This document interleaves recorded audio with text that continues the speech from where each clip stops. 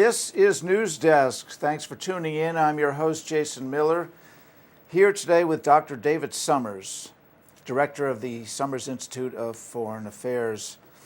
Well, let's see, David, what's been going on this last week or two. Let's catch up here.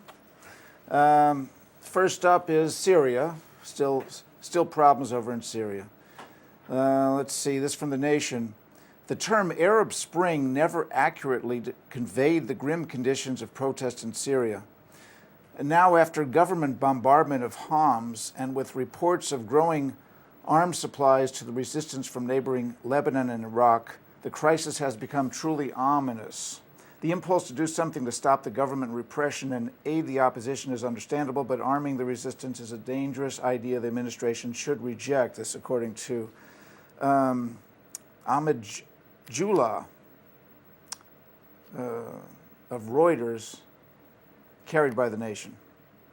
Given Syria's deep sectarian divisions, such a move would intensify an incipient civil war and further marginalize the nonviolent democratic opposition. Worse, it would set the stage for a dangerous proxy war in the most volatile region of the world, with Russia and Iran backing Assad, the United States and its European and Arab allies supporting the rebels. Well, what do you think, David? Well, the alternative is what? To allow Assad to massacre his people?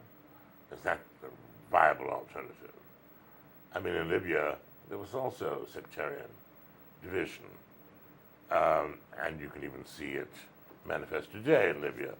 But we managed somehow to get rid of Gaddafi with some help, significant help, military help from the Western powers.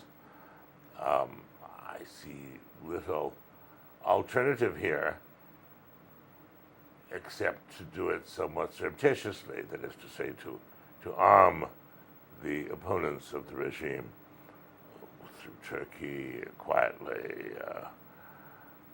Otherwise, Assad will certainly win, and he's following in his father's playbook, right? Well, here's the thing, though.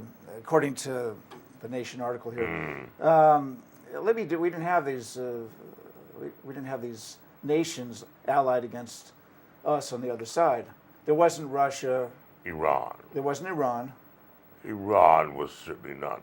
They weren't players in Libya, but in They were Syria. Not. So what can Iran do, really? Indeed, Iran has threatened the United States. Just recently, a minister of the government threatened the United States. With what? With their 2 warships in the Mediterranean Sea? I think that's a hollow threat. They don't have much of an air force, do they? Not really. Of course, they seem to have leapfrogged that need for an air force by They having have missiles. That's right. Thousands They have of missiles. Yes, but in comparison to the might of the United States, it's piddling. All right. Well, now let's go into this one. This is interesting. This is by Paul Roberts of Counterpunch. Now, he covers a lot of ground, even though the article is titled "Will Iran Be Attacked?" He brings in other areas. He discusses other areas, but he's got some interesting ideas here. Let's see here. He says, Washington has made tremendous preparations for a military assault on Iran. There is speculation that Washington has called off its 2 longest-running wars, Iraq and Afghanistan, in order to deploy the forces against Iran. 2 of Washington's fleets have been assigned to the Persian Gulf. Along with NATO warships, missiles have been spread amongst Washington's oil emirate and Middle Eastern puppet states. The U.S. troops have been deployed in Israel and Iraq. He goes on to say, in addition to the massive military preparations, there is a propaganda war against Iran that has been ongoing since 1979, when Washington's puppet, the Shah of Iran, was overthrown by the Iranian Revolution. Iran is surrounded, but Washington and Israeli propaganda portray Iran as a threatening aggressor. In fact, the aggressors are Washington and Tel Aviv governments, which constantly threaten Iran with military attacks. Just up to this point, what do we say? Do you think he's got some points here? No, I don't think he has any points. Nothing? Pretty much nothing. That's right. The idea that the United States has pulled out its troops from Iraq and is trying to meet a 2014 kind of withdrawal date in Afghanistan. In order to attack Iran is just silly. Well, but it could and be nonsensical. It could be that one of the reasons of many to pull out would be in case we had a confrontation with Iran or elsewhere. Yeah, To be bogged down in those two countries. that is pure speculation on his part, and pure speculation clearly fueled by virulent anti-Americanism. Well, he does use some words there, but let me go on. He's makes some good points, it seems. So he's possibly. Chairman of the joint U.S. Chiefs of Staff informed the Israeli government that the U.S. would not join Israel's aggression against Iran unless Washington had given prior approval for the attack. A different way to read this is a warning that Obama wants to hold off on attacking Iran until the opinion polls, show him losing the presidential election. It has generally been the case that patriotic electorate does not turn out a president who is at war.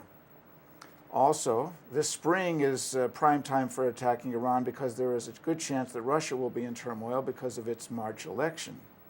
The Russian opposition to Putin is financed by Washington. Now, what about on that point? Where's his evidence of that? Well, what does he say? I think he just brings this stuff out without the slightest evidentiary detail at all, right? He, I think, is allowing himself to indulge in speculation, but do you suppose it's a in good chance? anti-American speculation. That's right. Why, of course. Do you suppose Show me the evidence. The U.S. government is supplying logistical help or money or whatnot to the protesters in In the Moscow? same way, there is the International Republican Institute and the National, well, I forgot what the Democratic Party has, that they, in Egypt, for an example, and in other places, and in Russia, in fact, encourage democratic elections and all of that. They've come under attack both in Egypt and in Russia. If this is what he means, okay. All right, well, to go on, he says, whether Putin wins or there is an indecisive result in a runoff election, Washington's money will put tens of thousands of Russians onto the streets, just as Washington money created the Green Revolution in Iran to protest the presidential elections. Anything to that about Iran?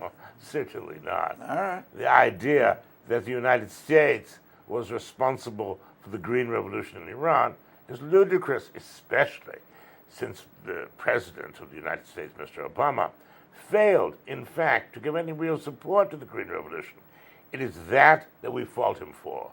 That is not calling, as he's done for Assad in Syria, not calling for that theocratic thuggery that rules Iran to step down. He has called for Mr. Assad and his compatriots to step down. Never did he do that in Iran. All right, well, let's see what he says at the end here. The problem for Obama is that this spring is too early to tell whether his reelection is threatened by a Republican candidate. Going to war prematurely, especially if the result is a stiff rise in oil prices, is not an aid to reelection. The willingness of peoples around the world to be Washington's puppets instead of loyal citizens to their own countries is why the West has been able to dominate the world during the modern era. He likes the word puppets. He uses that all the time. He does. There seems to be an infinite supply of foreign leaders who prefer Washington's money and favor instead of loyalty to their own country's interests. Now, you have to give him that. There's easily... I don't give him anything. Well, there's easily 10, 20, 30 countries around the world, small countries, that are pro-U.S. that maybe are that way because the U.S. is generous with the leader. I don't know. Someone like Rome was able to Perhaps we control give its... foreign aid and such things, and indeed, for example, a country like Pakistan, we give considerable military support to Pakistan. Or that is indeed true. Or billions for to use in Egypt, for an example, to we use give a lot bases of in money. their country. We give a lot of money for that, right? But his general how should I say, his general program, his whole agenda is really very clear. Well, very clear. It his is choice of words, yes, I agree. an entirely, this is imperialistic America trying to rule the world, and in every case in which America is involved, America is indeed at fault. But would you grant that there might be some kernels of truth in there? Maybe he went to the extreme, but when he says, although I'm sure he doesn't know a great deal about the United States and its elections, when he says that Mr. Obama will take the views of the American people into account before he makes any kind of military decision, that's what presidents do. In most cases, yes. that's what presidents do. Yeah. In very few cases do presidents willingly go against the majority of their people. Yeah. Right? They want to gather support for any program in which they're involved, certainly. Right. All right. That's the kernel, if you want a kernel. All right, fair enough. All right, now this next from the Atlantic magazine. The Obama administration is considering revamping its nuclear weapons strategy and possibly reducing the number of warheads.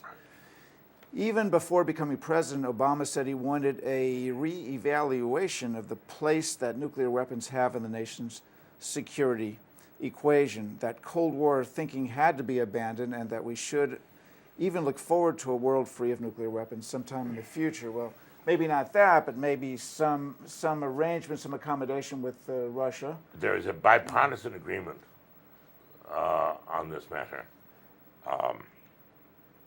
President Obama is carrying out a promise that he made, and a very logical and reasonable one at that, to reduce the incidence of large stockpiles of nuclear weapons in the world. Senator Lugar, a leading Republican, has been in the forefront of this particular effort too. Let's hope they get Russian agreement. And in this case, they are paying the Russians to agree. Yes, right? This is another one of your kernels. Right? All right, there you are. They are helping, if you like, or assisting the Russians to decommission parts of their nuclear arsenal. All right. As we should. Well, now, he goes on to say that one of the options that Obama's looking at is cutting up to 80% of the deployed nuclear weapons, leaving 300 or so ready to use warheads, and perhaps thousands more would remain in storage. His point is that he goes on to say, today the U.S. and Russia each have many hundreds of powerful nuclear weapons ready to launch at a moment's notice, with a few thousand more stashed away. Absolutely. 2 decades after the end of the Civil War, the most important justification The Cold War. for the U.S. nuclear weapons is the Russian nuclear weapons, and vice versa. The reason they have so many is because they need to counter the others. Yes, and the Cold War is over, and, Right. and we have to, it's been over for quite some time, and as Senator Lugar has said, there's no excuse for not decommissioning a lot of this. Sure. So instead of, I think we have around 8,500 warheads. So if it comes down to 300 deployed, and if Right. 2,000, we'll say, in storage each side. Mr. Obama is certainly right, and he has